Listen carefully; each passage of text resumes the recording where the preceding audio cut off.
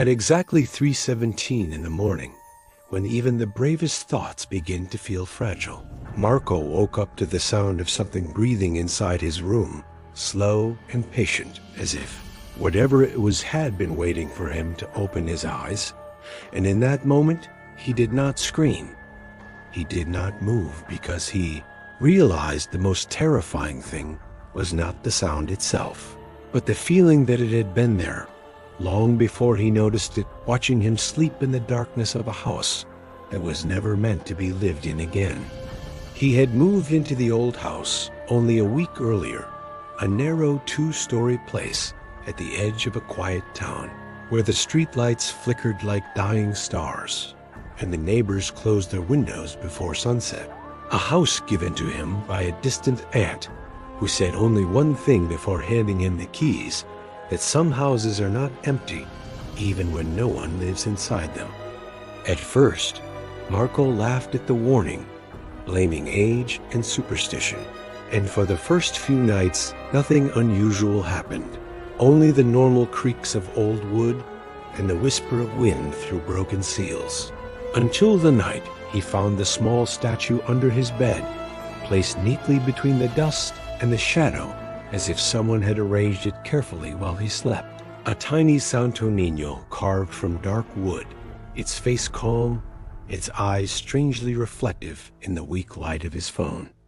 He did not remember bringing it into the house, yet he picked it up without fear, feeling an unexpected cold spread from the statue into his palm, and he placed it on the small table beside his bed, telling himself it was nothing more than an old religious ornament left behind by the previous owner.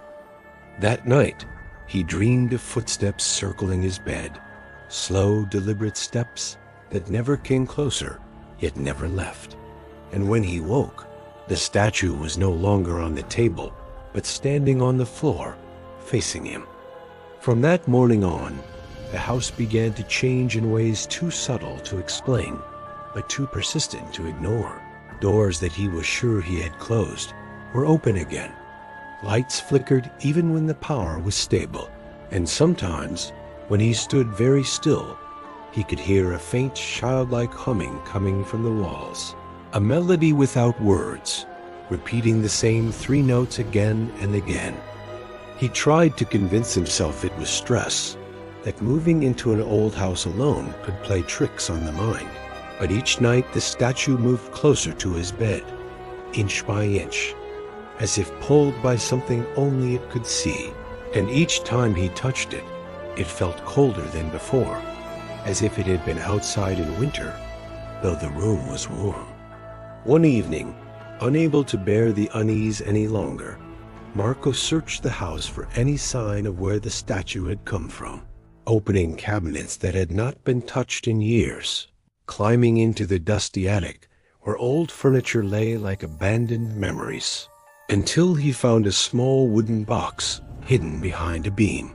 And inside it, wrapped in yellowed cloth, was a faded photograph of a child standing in front of this very house, holding the same statue, his eyes hollow, his smile wrong, and written on the back in shaking ink were the words, "He does not like to be alone." That night, the humming grew louder, no longer inside the walls but inside his room, circling him like a lullaby, meant for someone who would never wake up again. And when he finally gathered the courage to speak, his voice barely a whisper, asking who was there, the humming stopped, replaced by the soft sound of a child's breath beside his ear. He turned on the light, heart pounding, and saw nothing. But when he looked down, the statue was in his hands, though he did not remember picking it up. Its wooden face now cracked at the lips, as if it had tried to smile too hard.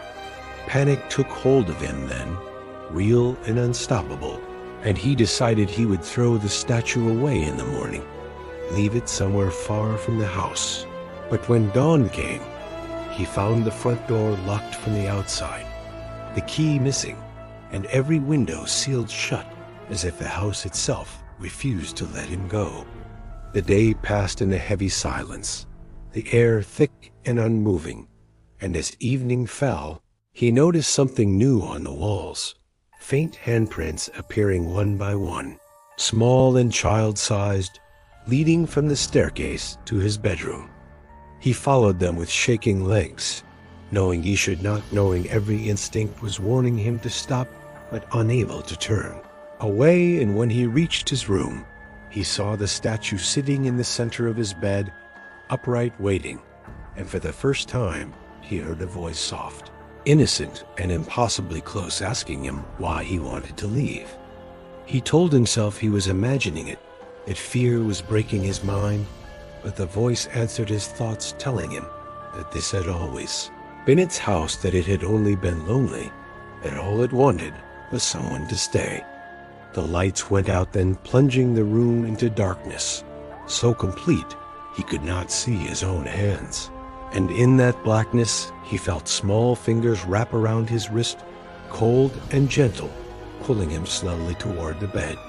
He struggled, he prayed, he screamed, but the house swallowed every sound. And when the lights flickered back on, the room was empty, the bed neatly made, the statue gone, and on the floor, beside the bed, were fresh footprints leading nowhere. The next morning, the neighbors said they heard nothing in the night, only the usual silence.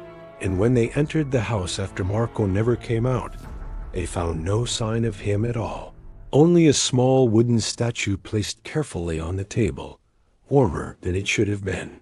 And if you listen very closely, when you pass that house at night, you can still hear a child humming, waiting for someone new to come inside.